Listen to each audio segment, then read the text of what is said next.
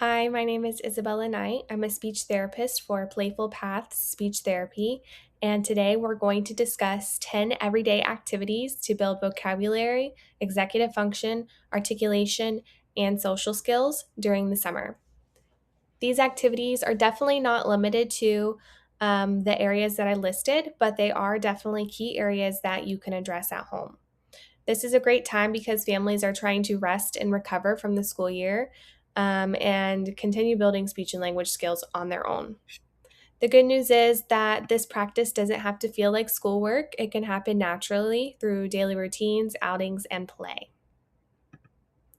So, the key skills that I'm going to touch on, and again, are not limited to this area, are language, executive function, speech, and social skills.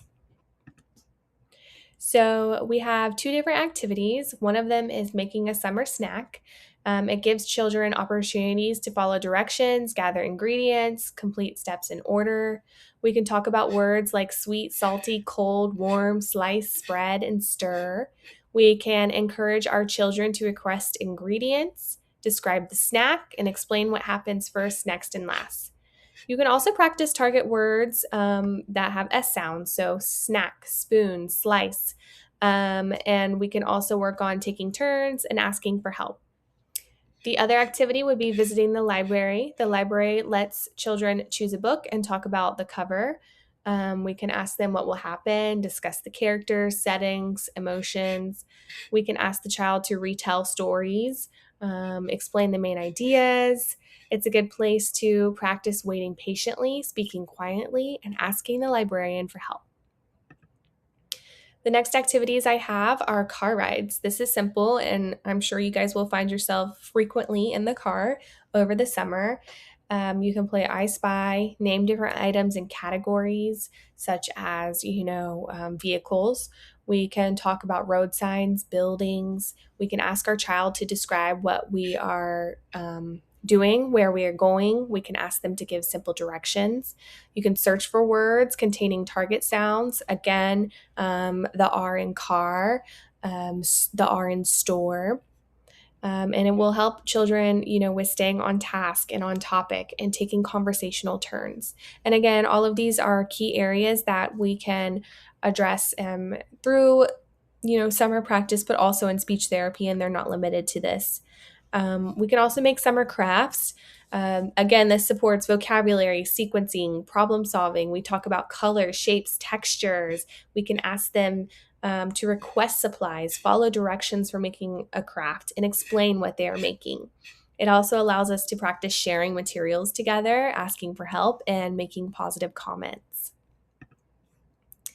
Another activity is going to the grocery store. Again, kids can make lists, remember items, locate products, check off completed tasks.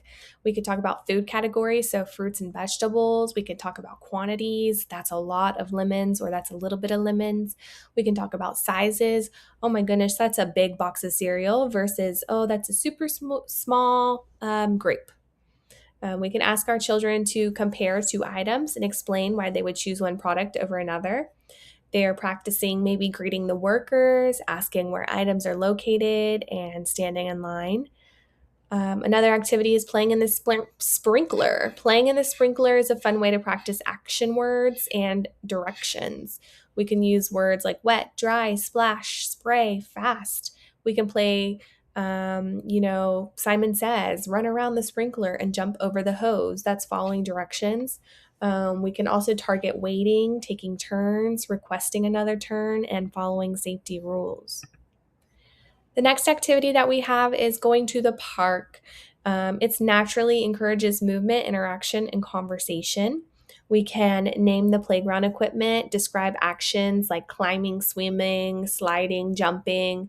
We can ask our children what they want to do next. We can retell the story of going to the park. They have a lot of opportunities to practice waiting, asking other children to join in on a game, taking turns, maintaining personal space, and handling any disagreements that can occur at the park. Another opportunity is the farmer's market.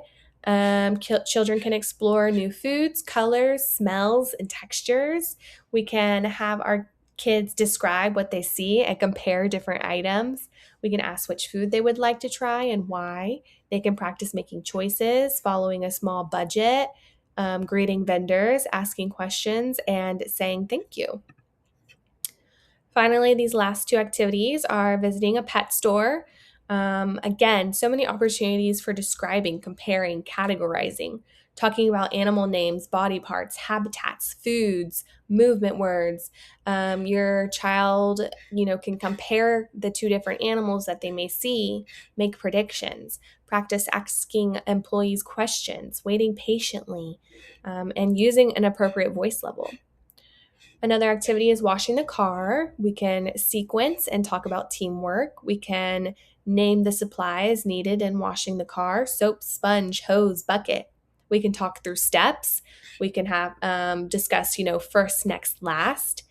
We can describe supplies, actions, taking turns, and helping cleaning up when the task is finished. So, I think this is important to remember that speech and language practice does not always need to be formal. Of course, we would always encourage that you get your support and your therapy from a speech therapist, but then, of course, we're not in a speech therapy room for 24 hours a day. We're out living life. So it's important that we try to implement these skills and activities during our everyday routines. This is important. We have natural practice. We are targeting multiple skills at once, and you'll find that you're also bonding as a family, working together to list and try out these new things. These everyday interactions help children practice communication in meaningful, real life situations.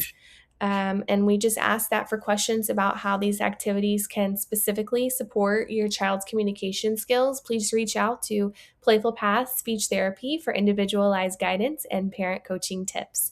Thank you so much. Have a good day.